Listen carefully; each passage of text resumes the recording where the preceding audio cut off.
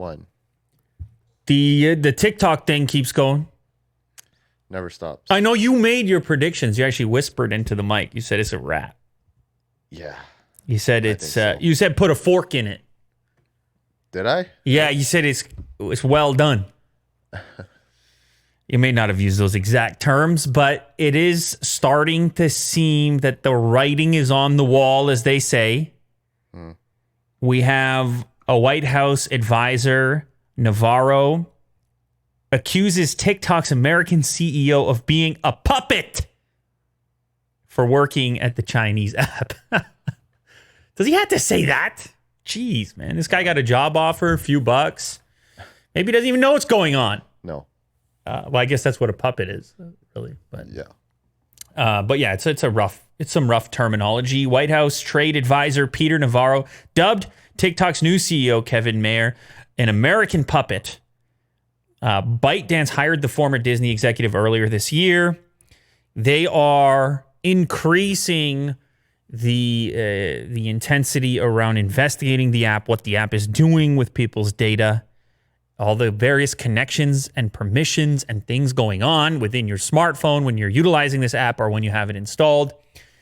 I saw a post on Twitter which originated on Reddit where an individual claimed to have reverse engineered the app in order to take a look at the number of incoming connections, the places, the types of permissions that were going on.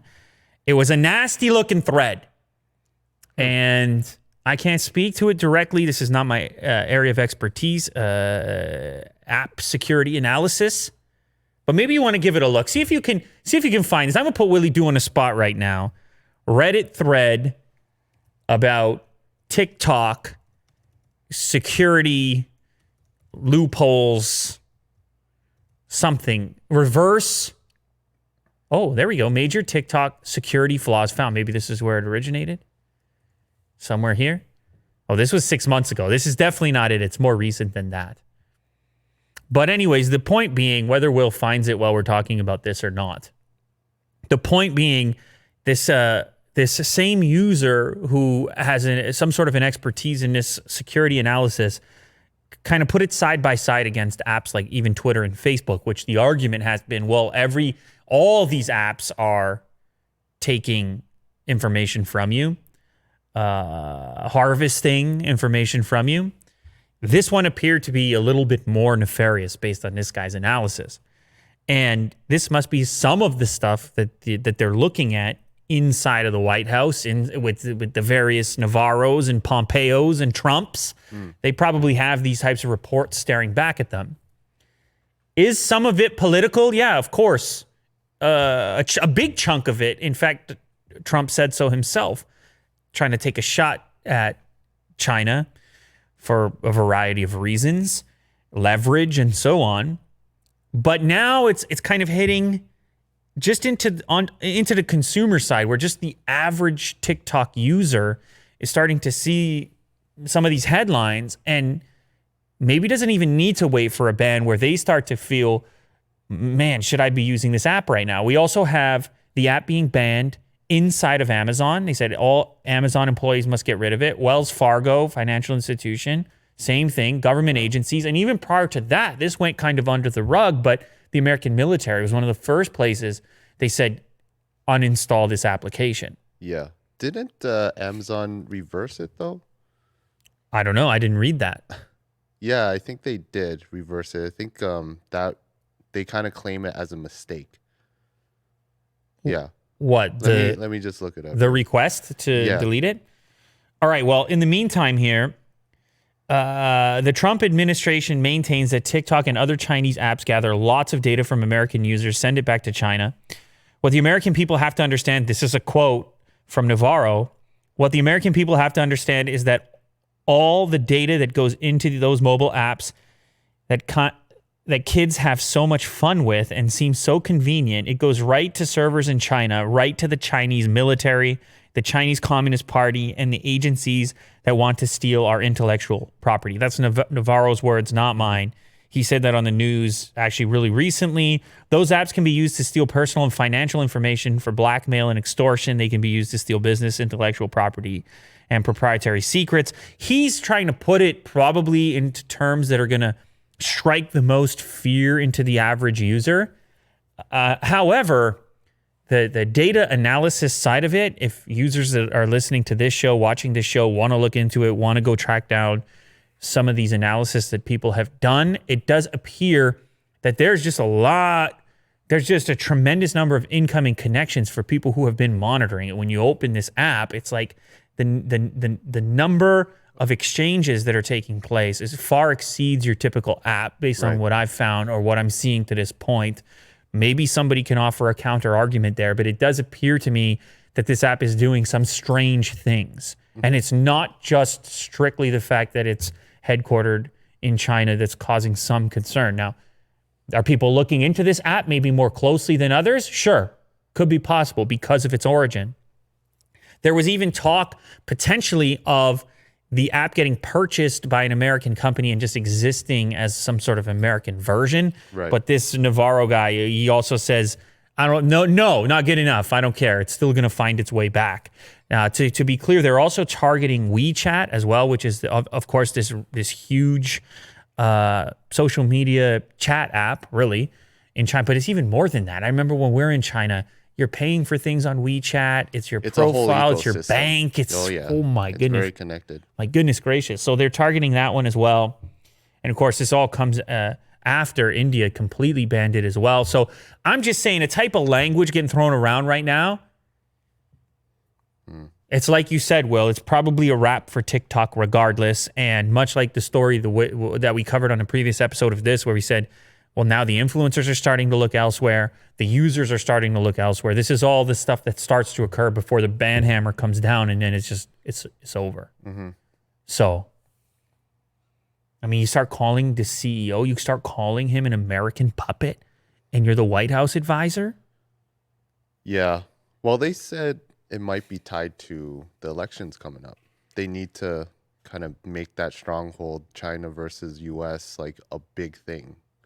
You know? Well, there's always a political component, but if this thing goes global, right? You got to remember it was banned in India before it even came on the radar here, or you heard it being talked about.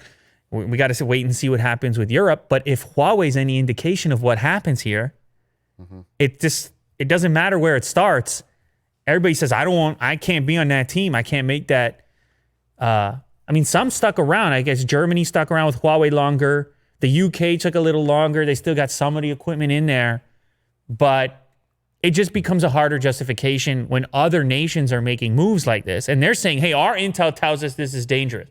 Whether there's a political component or not, it just puts another level of scrutiny on the app that just wouldn't be there to the same degree if these things weren't taking place. Essentially, you're forced to take a side. Yeah, you're forced to look at it, and you're forced to pick.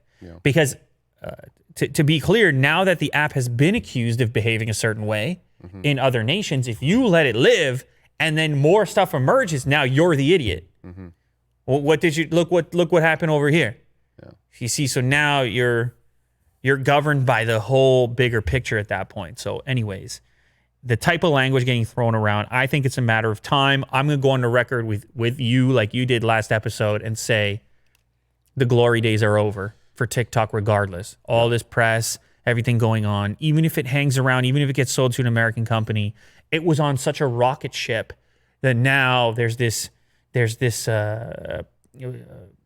obstacle that's been placed in there, which I think is big enough to throw it off course regardless. Tesla, on the other hand, there appears to be no obstacles that can get in Tesla's way. They're soaring. Oh my God.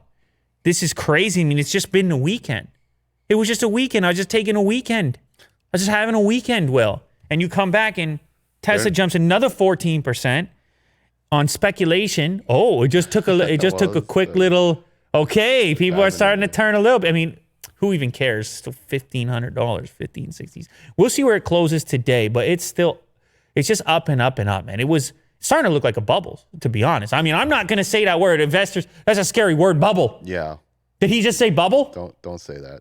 I take it back. But there's speculation that Tesla's going to enter the S&P 500, and that apparently is fueling a lot of the activity around the stock. It is now the 10th biggest U.S. stock by market value. After Monday's open, Tesla's market value increased to $321 billion, according to FactSet. That makes it the 10th largest U.S. stock by market value. As soon as the company's valuation climbs even higher, speculation growing that the company will soon join the S&P 500.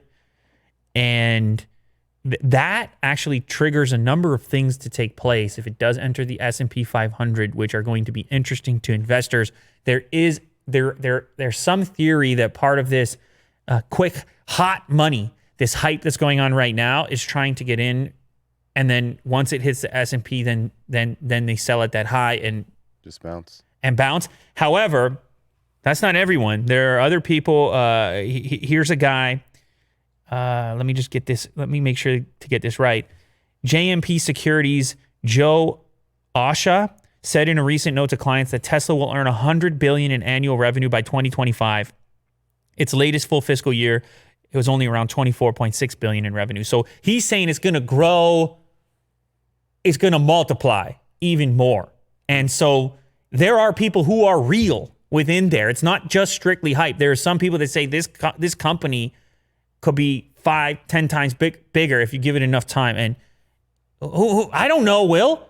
On the flip side, people are saying, I'm out in the street, and yeah, I spot a lot of Teslas, but I spot a lot of other cars more than it. Yeah. So where's the real business happening? Mm-hmm. And so, yeah, there was some hype in there. There's a lot of things in there. Maybe people are sitting at home a lot right now. Tesla's a fun game to play. It doesn't really matter. There's your value. You want to buy some stock right now, that's the price.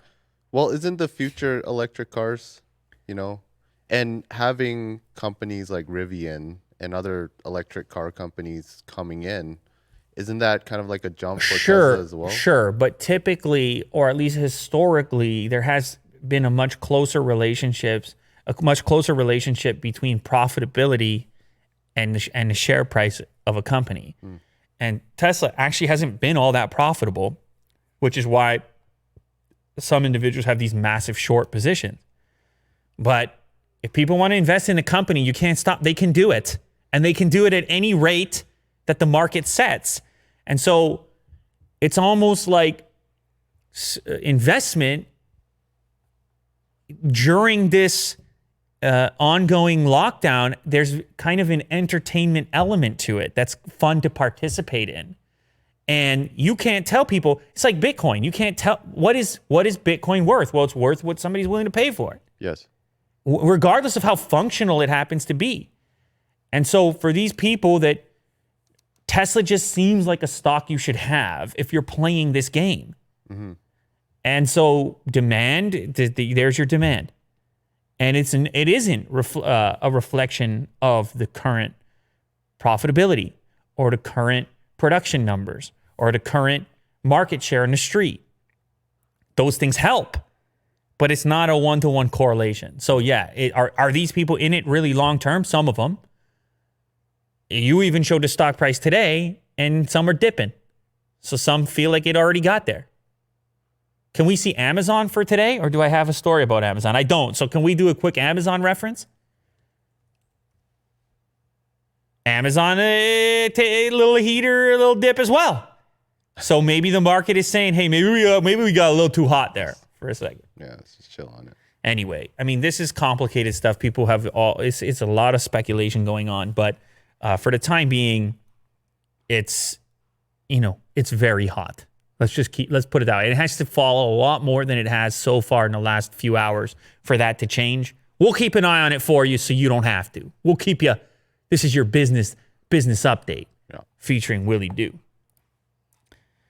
Still within the business section, Apple supplier Foxconn plans to invest $1 billion in India. Sources, Economic Times. $1 billion is not nothing. That's some money. And when you put it into a plant, you can do things with it, Will. You can increase capacity. Right. You can put up another building. You can hire more people. And you know what all that eventually results in? You can make some more phones. You see how that goes? No. So Foxconn, I mean, I feel like most people know this at this point, but Foxconn, they're making iPhones. If They're the biggest producer. If you're an for iPhone iPhones. customer, you're a Foxconn customer. Yes. Apple has a relationship with Foxconn, Taiwan-based business. Increasingly, the report, Apple is looking to diversify where all those iPhones are getting made. And increasingly, India appears to be a top option for where to do more of this assembly manufacturing. Foxconn plans to invest up to $1 billion to expand a factory in southern India where the Taiwanese contract manufacturer assembles iPhones, two sources said. The move, the scale of which has not been previously reported, is part of a quiet and gradual production shift by Apple away from China as it navigates disruptions from the trade war between Beijing and Washington and the virus crisis. This is the quote. There's a strong request from Apple to its clients to move part of the iPhone production out of China. Now, this is one of the sources with direct knowledge of the matter. That's how that source is labeled. That'd be nice to be a source like that. Like a Ming Chi? Well, but he's got a name. See, this is just a source with direct knowledge. That could be anyone. Could be Ming Chi. Oh, it could be, but he didn't want to be labeled in this one. Yeah. No, he would want to be labeled. He doesn't care. guess If he had this intel, he would want to be labeled. Very outspoken. Foxconn's planned investment in the Srippermumber plant. Did I get that? I don't know. I tried. I attempted the word. Good effort. I'm going to try. That's one thing I can tell you. Yeah. On this show, I'm going to try. Where Apple's iPhone XR is made, 50 kilometers west of Chennai, will take place over the course of 3 years. So over the next 3 years, this $1 billion is going to go in there, and apparently it'll add 6,000 jobs. So if you're in this region, you want to assemble you want to get a high-tech type of position, 6,000 new jobs ain't nothing either. Mm-hmm. And what does this mean domestically? Well, for people in India, it means if you're going to buy an iPhone, there's a pretty good chance it's going to be made there, going to be coming from there. And like we spoke about previously, likely at some point, these may even get exported, depending on which models are actually being pumped out of these particular plants. So I suppose this is good news for India, maybe not such good news for China. I don't know that there's much that can be done about it. It does make sense to diversify your offerings. I mean, you're going to be happy to be able to manufacture something in different places just to sort of hedge yourself against the various geopolitical scenarios that can take place. You want to have some diversity there. So it's important to note as well, just one more key thing on this. Apple only accounts for 1% of smartphone sales in India. So that's kind of an interesting number.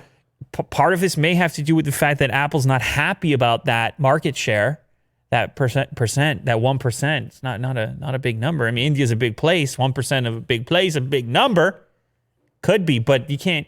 They may not be happy about it, and this move may help them attack that more head on, avoid some of the taxation with the full out imports, maybe bring their prices down, maybe produce the older gen, like I mentioned, the XR was being manufactured. Who knows what the full strategy? We only get the limited insight, but it is $1 billion, just to be clear. And at this moment, I think iPhones are really expensive there. Absolutely. Yeah. Well, iPhones are expensive everywhere. Last time. So part of the move towards assembly in India was to eliminate some of that extended cost. So where you might be referencing the price for the 11 or 11 Pro, those were never being assembled, to my knowledge, at least not in vast quantities in India. So they would still be due those extended fees on import because a percentage of the assembly wasn't done there. So those would still have that $2,000 sticker equivalent price. Maybe you can run a quick exchange rate on those numbers, but that's a lot of rupees as far as I'm concerned. But however, maybe if you look up the XR, it might have a more favorable cost in India because of the fact that at least a certain percentage of them are being assembled there. We'll see here. We get That looks to be a healthier. We're talking about 49,000 rupees. What does that equal in USD? Willie do with the quick maths. 663. Well, these are still premium prices in the Indian market. It's important to note. Apple, who knows, Will? They may launch, I don't know. They could launch a spec exclusive to that market at some point. Yeah. And I mean, I wouldn't put it past them. It's not impossible. Other manufacturers have put out entire sub-brands to serve the Indian market. Galaxy Note 20, Note 20 Ultra might just keep the disappointing Exynos 990. Can I just... This Samsung thing with the Exynos chip, I mean, we're spoiled here because we never get it. We're spoiled. We're Snapdragon spoiled. US, Canada, which gets mentioned more rarely as far as Snapdragon Samsung stuff is concerned, but Canada, US, South Korea, Snapdragon. And then other places in the world, they get this Exynos chip. Now, people have looked at this extensively, run the benchmarks. People have wanted me to talk about this. I don't know. Maybe I have, maybe I haven't. But you buy a Note 20, S20, depending on where you are in the world, you're getting a different device. And you're getting a different device on a pretty fundamental component, the processor. Now, Samsung, of course, they want to push this Exynos stuff for good reason. It's in-house. The Exynos team, they...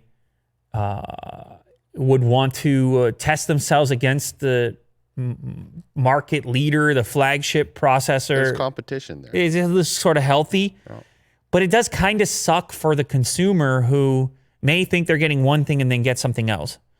And for all intents and purposes, the Snapdragon is the superior setup.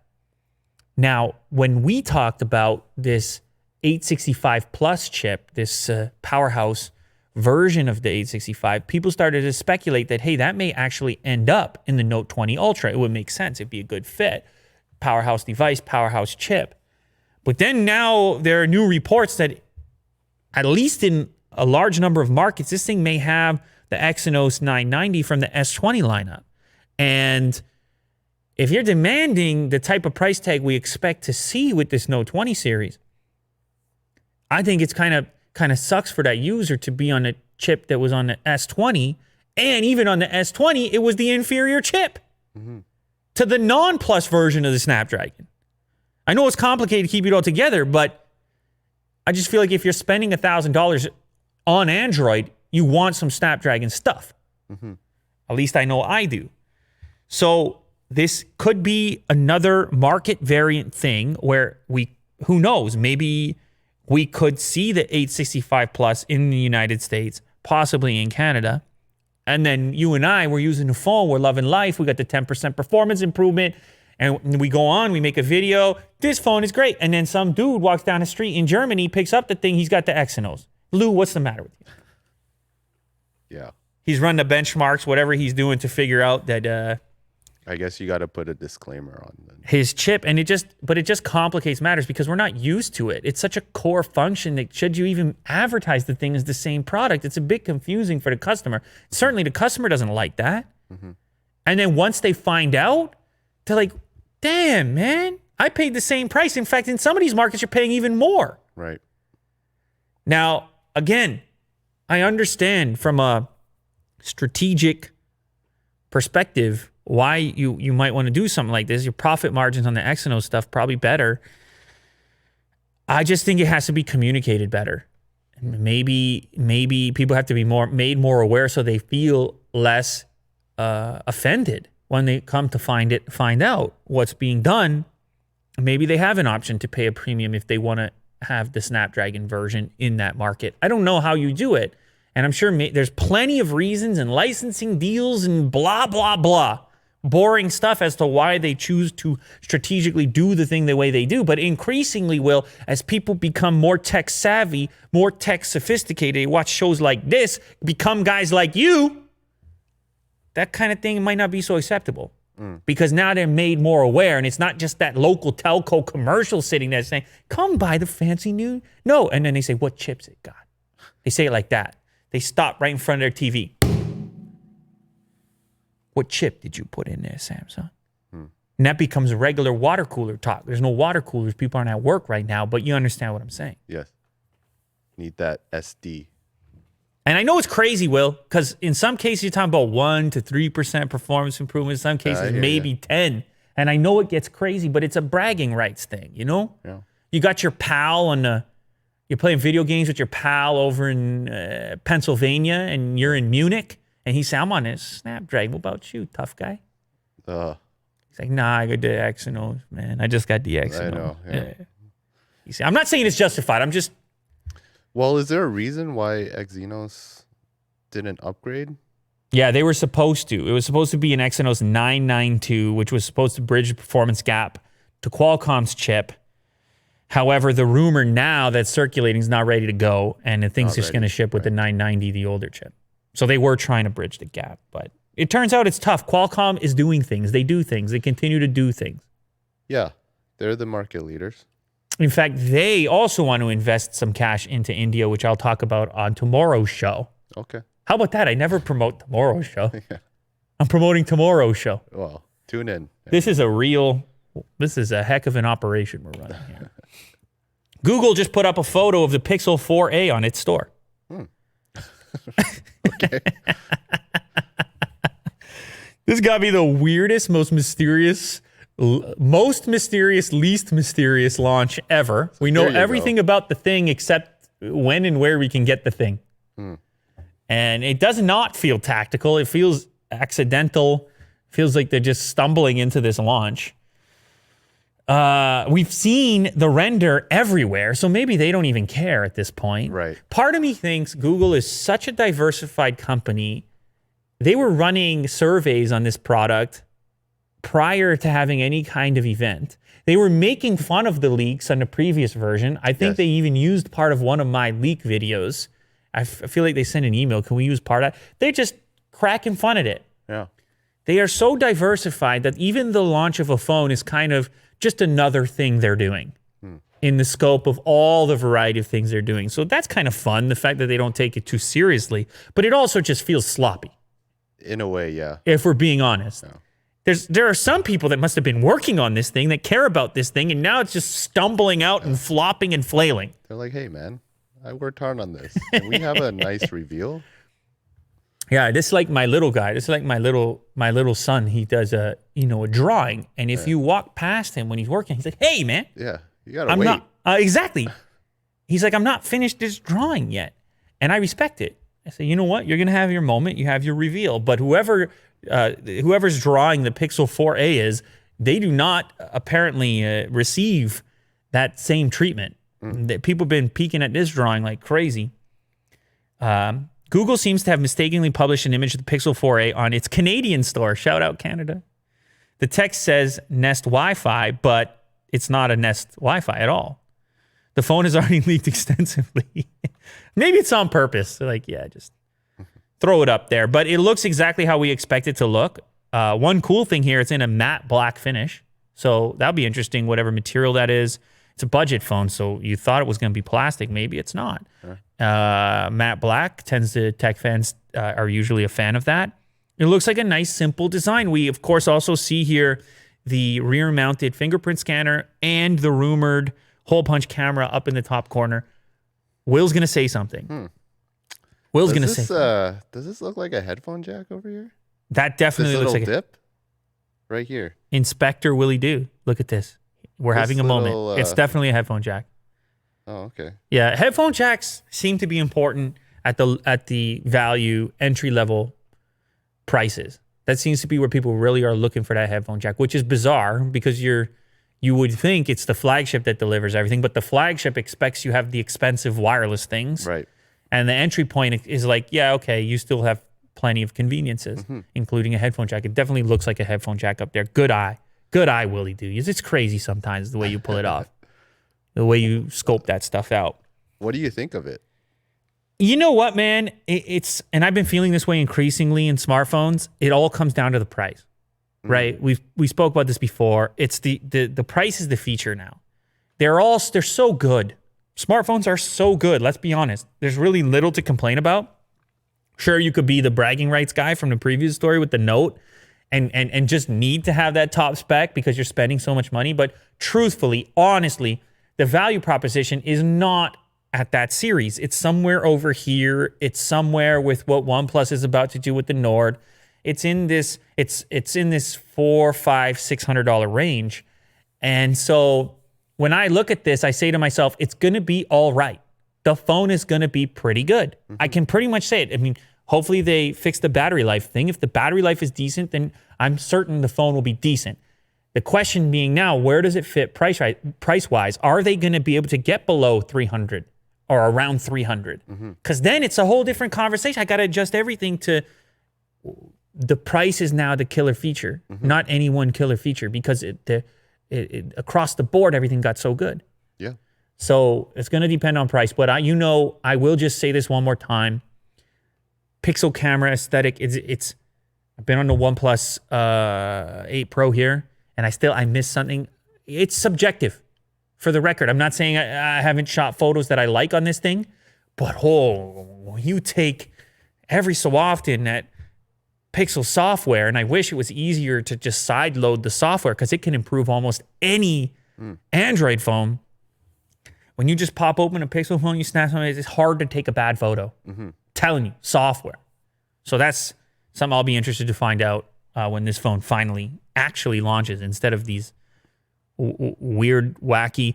But this could be good news. The fact that it was on the Google Canada store, it could mean that the assets are in the system. They're getting close to actually launching it, right? Or not, or they're just goofing on us still. I don't know. Goofing.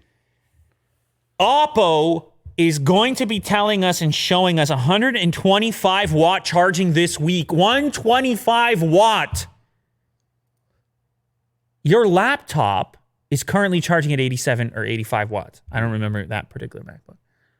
125 watt charging on your smartphone?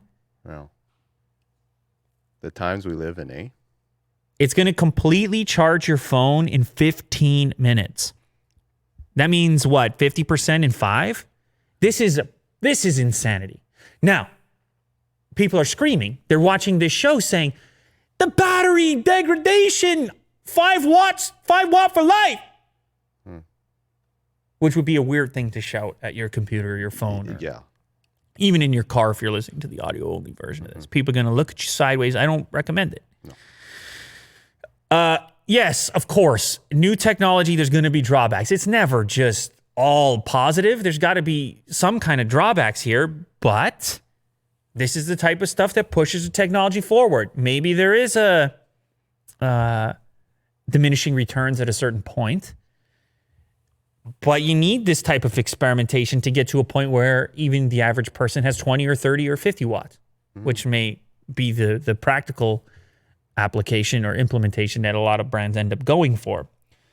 Oppo's 65 watt SuperVOOC 2.0 is currently the fastest, for the record. So this is a massive increase to go all the way up to 125. Actually, Vivo is apparently going to announce 120, and then Oppo is going to have the 125. You see, they share the things, they get it all together like that.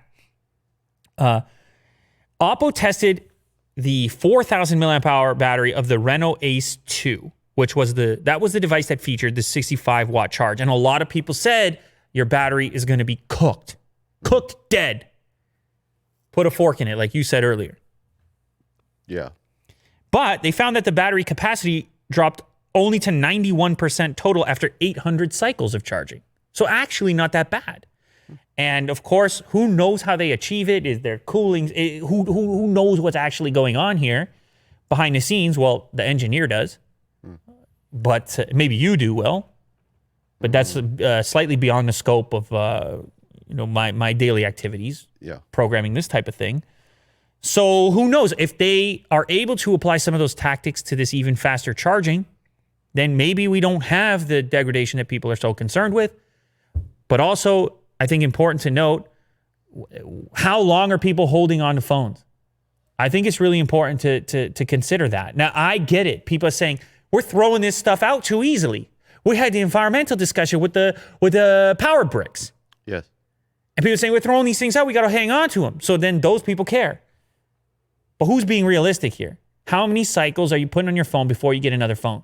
That should be a key consideration when you're looking at these really fast charging phones, how much you're going to be impacted or affected by. Because it's important to note, no matter which charger you've got, there will be some degradation over time. It's not like just these ones are hitting the battery. The batteries, that's the way batteries operate. So anyway, this is going to be the fastest we've ever seen, the fastest on the market. 50% charge in 5 minutes, 100% charge in 15. Actually, those are the numbers for the 120 watt that Vivos showing off. The 125 watt obviously will be even a little bit faster. It's just bananas, man. It's just sheesh. This is where you got to say sheesh. It's going to be 1 minute. Yeah. Eventually, we're just going to do 1 minute. And I'm over here in the fast wireless charging from OnePlus, and now I'm feeling jealous. Yeah. 1 minute. Imagine watching the graphic. Futuristic, man. Very cool. Futuristic. PS5 pre-order pages launched on Amazon Australia, including hardware, accessories, and games. Believe it or not, this is not the first page that launched for this thing. It showed up in Germany. I think we talked about it. I don't really know why these pages show up so early. You can't do anything with them. It just says currently unavailable. Does Amazon just want to remind you that this is going to be the place you're going to get it once you can? Yeah. Maybe like a power move. Pretty much. I guess people are, what if it's a search play too, where they get the first mover status? You Google the thing, and then Amazon comes to the top because no one else got the listing for it. So anyway, we've got listings here on Amazon Australia for the console, the digital edition, the DualSense controller, the DualSense charging station, the media remote, camera, and Pulse 3D headset, and listings for a number of games, including NBA 2K21, Miles Morales. Actually, if you click on the Miles Morales link, they don't even show you the box art, because the box art that they showed for the Miles Morales game has been actually our first glimpse into what PlayStation 5 box art will look like, because it has some changes. So maybe, Will, you can give us a quick... you're going to show us a video there. Yeah, I think this was just a trailer for it. Okay. They got the Miles Morales trailer. It's a little bit... all right. Cars, smashing, superheroes, Miles Morales. Saving the day. Very cool. Yeah, so if you just do a quick Google on PlayStation 5 box artwork, you'll see that you'll see the aesthetic for all the upcoming games. You know how they're uniform, right? Like they will all follow a certain design scheme. And you can tell me what you think, since you're a big design guy. That's the box right there. Oh, you're not happy. Wow. You got the white on the top, PS5. Yeah, I mean, it's fine. The blue case. Wow, it's fine. Jeez, man, tough to please. Am I supposed to have some sort of emotion to it? Yeah, you are. Okay. You're supposed to love it, all right? As far as go read the comments underneath. People are really into this stuff. I was surprised. Yeah, scroll down a little bit more. Look at this. I like it. All caps. Sony is sneaky, letting everyone know what the PS5's color design would be with the PSVR. Gorgeous cover. PlayStation is synonymous with blue, and the black and white PS5 matches the console. I don't know, man. They got fans. What can I say? People are enthusiastic. So it's important to note that these pages, they don't do very much for us. If I click on the link to the Amazon Australia pre-order page, it just says currently unavailable. It shows me the console. Actually, a pretty nice picture of the console here. But I can't do anything. I guess I can add it to my wish list. I can prepare myself for it if I'm a super fan living in Australia. But it was curious to me as to just trying to analyze why it is that these pages get such a head start. But I think we've probably just covered it, that there's some sort of search advantage and also enthusiasm advantage to just say, hey, we're a part of the conversation. Remember us. Amazon is going to be the place you're going to order this thing as soon as it goes live. Yeah. Also, you could look at this and speculate that maybe we're going to get these pre-order pages sooner than later. Yeah, and still nothing on the price, I guess, right? Nothing on the price. Yeah. $450 to $550 is the current. Look at that. That's the current speculation. So you're already out of the running because you guessed $600. Yeah, you're done. Apple CEO Tim Cook, he made a few dollars. Well, did he? Yeah, he made a few bucks. I think selling lemonade or something. I'm not really sure what he got up to. You're probably right. Lemonade, maybe apple juice. Yeah. Apple juice. Apple juice, huh? That's rude that I apologize to everybody for even. He made $133 million last year. I think the only guy above that was Elon Musk, 595.3. These are complicated. It's complicated the way their salary, like, for example, him, $3 million in salary, $7.7 million bonus, $122 million in stock awards, and then it also says $884 million in perks. What? Perks. What? Yeah, it's so vague. That's a lot of money. No, just perks. That's just lunch money, okay? Don't look into it. Just perks. So anyways, the actual compensation doesn't take the perks into account. It's only those first three by the looks of it, if you add them up. Salary, bonus, and stock awards. However, he's got an expiring contract, believe it or not, even though he's doing obviously a great job. They're rewarding him quite well here. His contract expires after 2021. He's a free agent? That's what they said. They say free agent, which of course is kind of bogus. Is that really the way it works? Can you imagine Tim Cook going to work at Samsung? Like, it just doesn't, it's not going to happen. So not really a free agent in that sense, but certainly he'll be in a position to renegotiate his terms. And presumably with things going well, although I guess this analysis probably shifts a little bit given what's been going on with COVID, like they're going to have to adjust certain expectations, but he can then go renegotiate and potentially get even more. Now, a lot of people at Apple actually made a lot of money, including Chief Financial Officer Luca Maestri, $25.2 million. Senior Vice President Kate Adams, $25.2 million. Deirdre O'Brien, $19.2 million. And actually even Angela Earhart's, who left the company, $22.3 million, including a stock award. So Apple's just handing out, it's all going well. They just $20 million, $50 million, $100 million, $800 million in perks. It'd be nice to get some perks like that. But yeah, the stock price, Apple's stock price, been pretty healthy, and that's, I guess, really that's one of the things a CEO would care about, isn't it? Mm-hmm. So, $133 million. What does he do with all that? I wonder what type of life he lives. He seemed like a reserved guy. You don't ever really see much on his private life. You don't really see much what he's out there doing. It's not like a lot of other billionaires. You kind of feel like you got an idea what's going on. Yeah, he's a big college football guy. Okay. And he likes Apple products. That's all I know. Okay, that's the extent. That's the extent of Tim Cook's public life. Yeah. But anyway, he's got a lot. He can do whatever he wants. If a few more years at 150 million and 800 million in perks, he can do whatever he wants. Will. Mm-hmm. One thing they're going to have to pay for is Batterygate. Apple's going to have to pay for Batterygate. After it's all said and done, we made a video on this. It seems like 1 billion years ago. This was the new Apple software that was installed when it was installed on older devices, prioritized battery life over performance. So it throttled performance in order for people to have slightly better battery life on degraded batteries.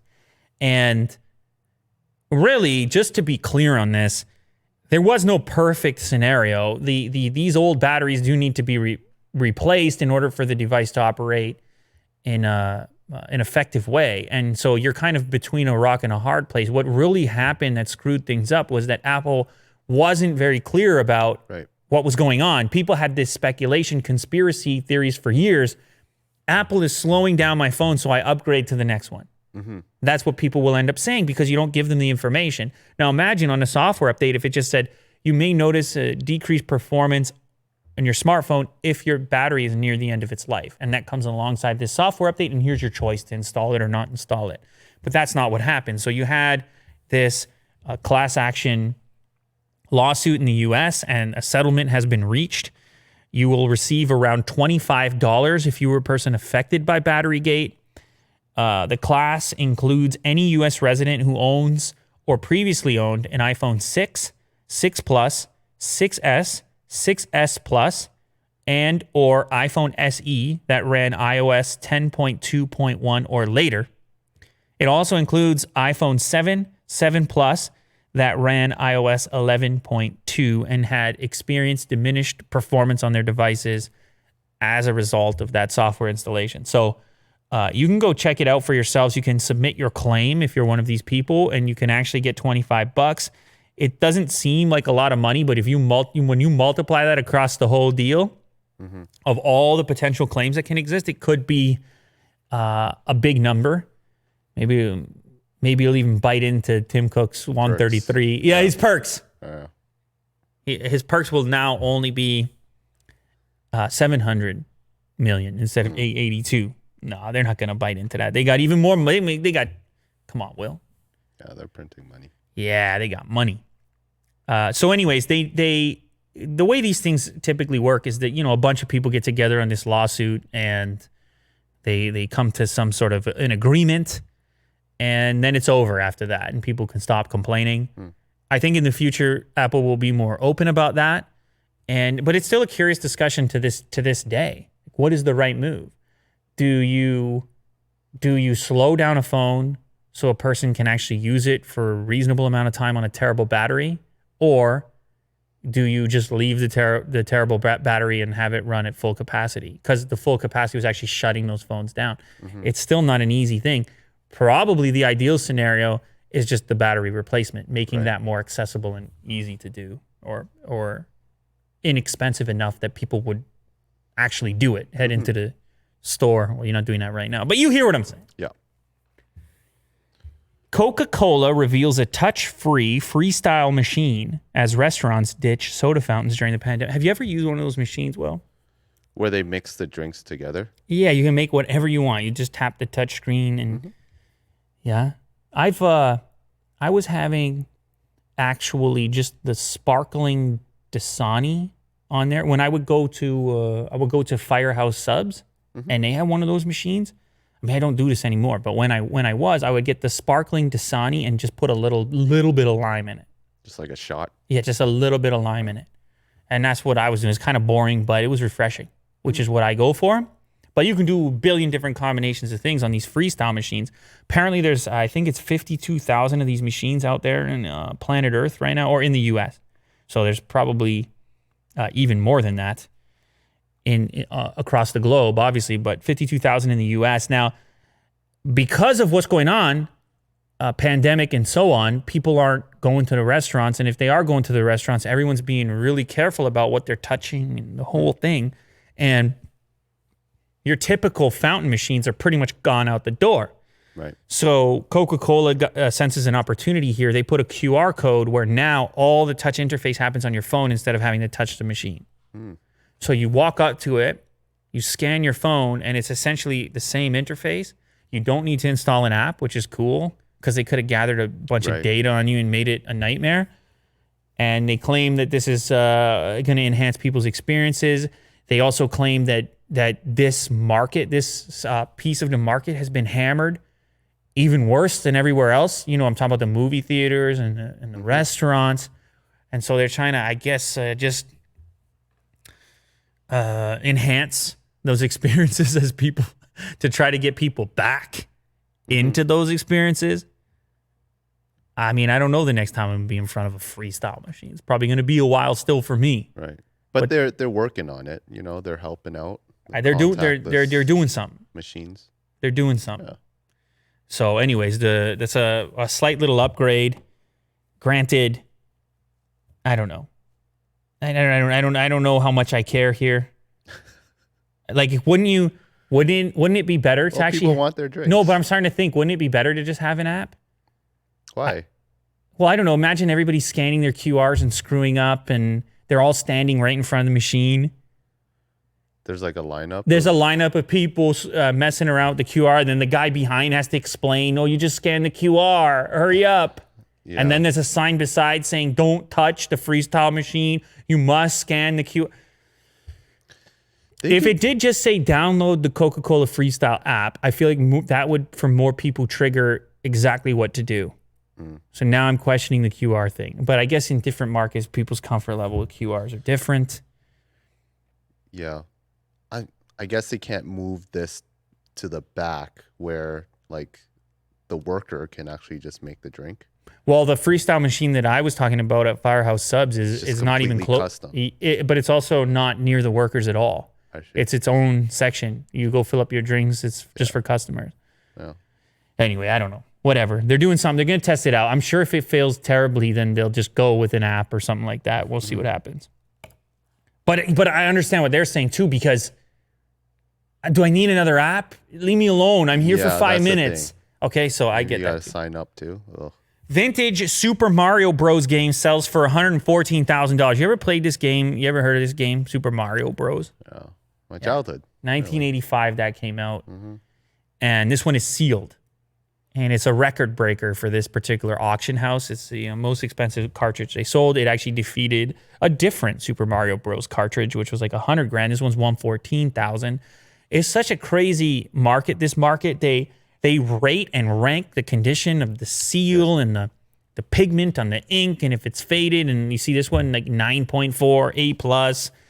And there's different groups and companies that are able to set this standard and evaluate the condition of a cartridge. Whoever bought this for $114,000, they're just going to look at it. Well, it's just going to bring them tingly feelings when they look at it. Oh yeah. Which is kind of cool. I don't know. I mean, I sent the thing to you, the Space Odyssey, the spacesuit, apparently going to go $300,000 on that other memorabilia auction. Oh yeah. And a couple of other funny ones. The Kit, the car from Knight Rider. It's obviously cool collectibles, and they're more meaningful to some people than others. Other people look at this and say, "You paid $114,000 for what?" Right? But if you're Tim Cook, you don't care. You put this on a shelf. Yeah. I mean, this would be the game, right? I think Tim Cook's collect? actually from Texas. Maybe he's the one who bid on this. Oh. See, this was a Dallas auction house, but I mean, obviously Tim's busy at the futuristic Cupertino land. You can definitely afford this. Working at the spaceship. Yeah. Yeah, that's what he does with all his money. Collects old cartridges. So the other big game at this particular auction was a copy of Mike Tyson's Punch-Out from 1987, which was the boxing game. I don't know if you played that one. And that sold for $50,400. That was likely another sealed copy as well. Yeah, I mean, people are into all kinds of things, including old sealed cartridges that they'll never play, that they'll just stare at so they can tingle.